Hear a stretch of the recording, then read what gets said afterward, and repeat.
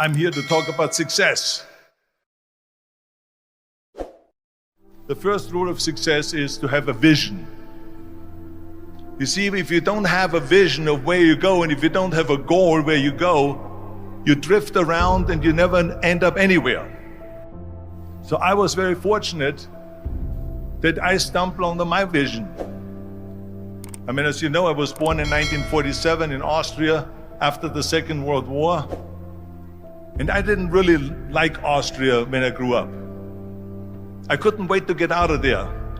I couldn't see myself becoming a farmer or a worker in a factory or anything like that. Even though my parents wanted me to stay there and have a normal life. But that was their vision, not mine. My vision was totally different. I felt that I was born for something special, for something unique, for something big. Then one day I went to school. I remember I was 11 years old, and they showed a documentary about America. And there they showed in this documentary the huge skyscrapers, the high-rises, the huge bridges, the 6-lane freeways, and all of this stuff. And I said to myself, that's where I want to be. I don't want to be around here with these little farmhouses and these little buildings. I want to be in America. One day after school, I walked by a store in Graz. So I went inside and I looked around and I looked at this stuff, and then I saw a magazine. I saw a bodybuilding magazine that had Reg Park on the cover. Reg Park was then a 3-time Mr. Universe. And I saw him on the big screen as Hercules. I read that and I said to myself, wow, this is the blueprint for my life. This is exactly what I want to do.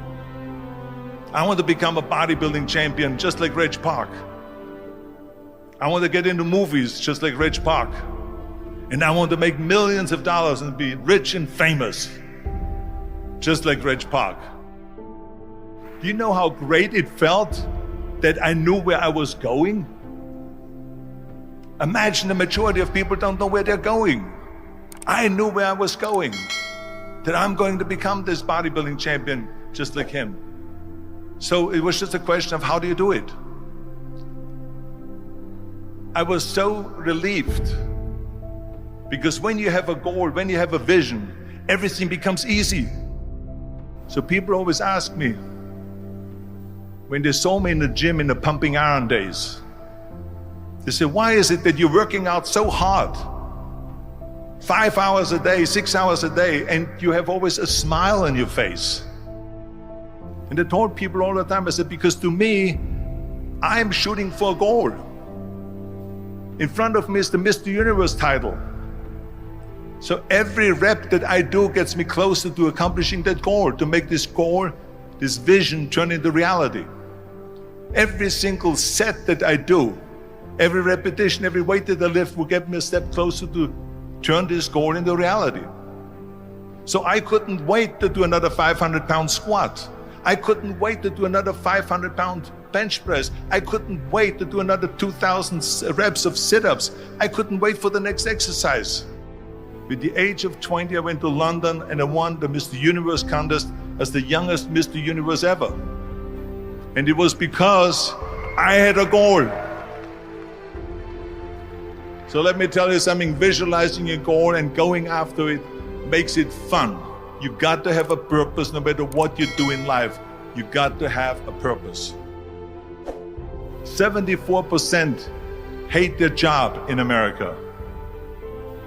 Now, this is not much different when you come to Europe. The majority of people don't like what they're doing because they're really not doing it because they didn't have a goal and they followed this goal.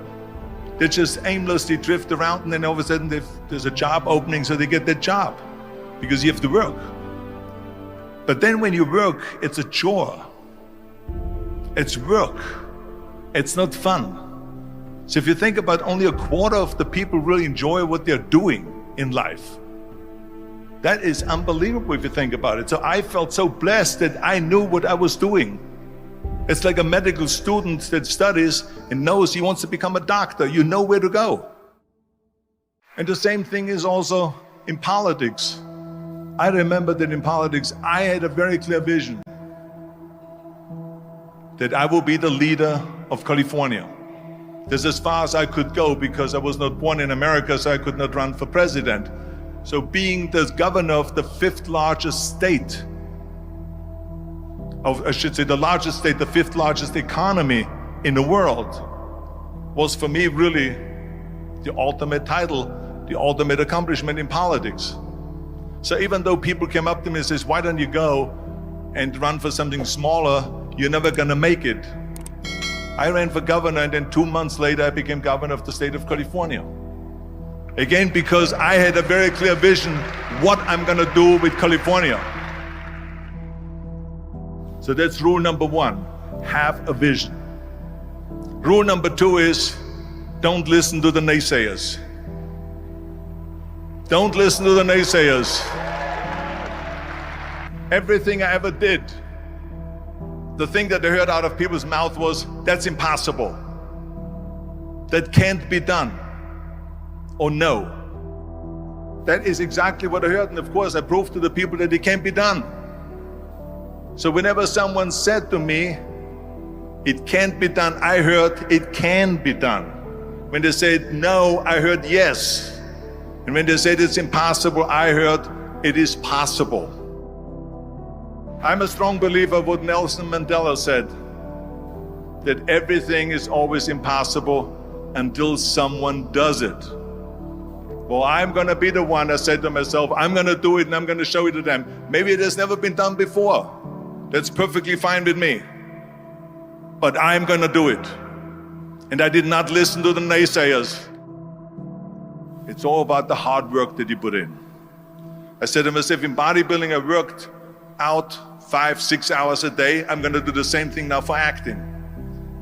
And of course, I went to college to study English. I studied voice,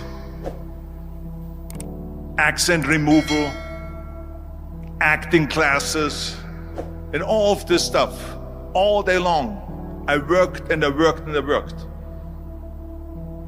And within a short period of time, I made one movie called Hercules in New York, which of course went right into the toilet.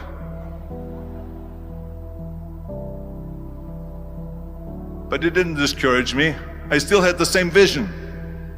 And then all of a sudden I did Streets of San Francisco.